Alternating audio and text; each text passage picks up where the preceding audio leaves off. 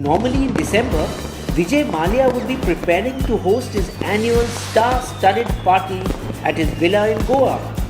But this December, he will face music of another kind. The British courts will make a decision on India's request to extradite Vijay Mallya. In May last year, Bisbo had published a video on the Vijay Mallya story. Here's a brief recap. After borrowing money to buy Air Deccan, Mallya was unable to even pay salaries as the airline continued to make losses. Selling his company, he quietly left for London, leaving everyone in a lurch. We pick up the story in April 2017 at the Indian Supreme Court. Sri Vijay Mallya is in contempt of court for repeatedly defying its orders and hereby seeks his arrest. Immediately, the Indian High Commission in UK placed an extradition request with Scotland Yard. Anything you may say may be given in evidence. Freed on bail of £650,000, Mallya continued to remain his arrogant self. Usual Indian media hype over my arrest.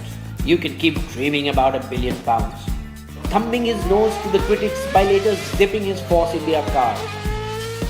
While extradition proceedings have begun, the UK courts will see if is there clear evidence that he defrauded Indian banks and also broke British law, known in legal parlance as dual criminality.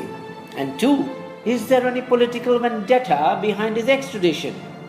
Earlier extradition requests to the UK by the Indian government have not turned out too well in the cases of IPL Czar Lalit Modi for alleged financial offences, Naval Officer Ravi Sankaran for the Navy War Room leak case, or music composer Nadeem Saifi in the murder of T-Series owner Gulshan Kumar.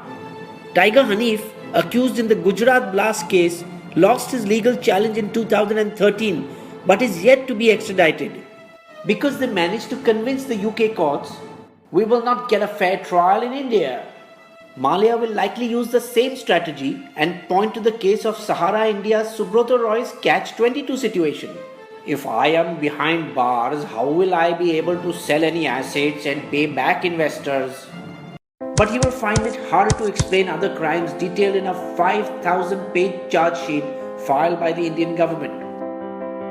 For example, how he sold his shareholding to Diego and took the sale proceeds out of India instead of paying back banks. He will justify this with, I offered to pay back almost 70 billion rupees of the 90 billion, but the banks refused and wanted the full amount which I did not have. It is common practice among banks worldwide to take a haircut on bad loans. It's better to take a settlement and get less money than none at all.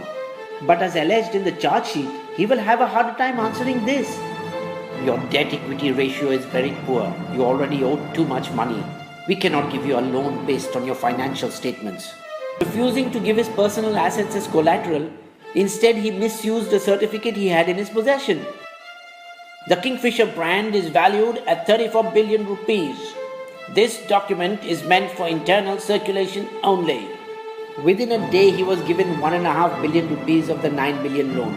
The collusion was so obvious that the CBI arrested the chairman and managing director of IDBI Bank, Yogesh Agarwal, for sanctioning the loan.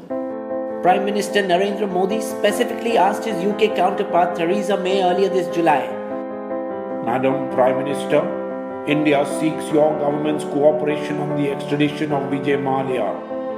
15 companies who collectively owe 2.75 trillion rupees to Indian banks have been put on notice by the RBI. Vijay Mallya, once the king of good times, can probably never return to India. But even in London, he cannot live the life he once enjoyed. Chor! Chor! At a function during the Champions Trophy in London, the Indian cricket team too beat a hasty retreat when Mallya walked in. Vijay Mallya has come. We cannot seem to be socializing with him. July 2017 has been a bad month for Mallya. First, Diego, the world's largest liquor company. We will not be paying Mallya the remaining $35 million. The very next day, the Indian government sent another request to the UK, this time to attach his properties in that country. With the case slated to open on December 4th, Mallya must file his reply to the Indian charge sheet by November 17th, and the Indian government has 10 days to reply.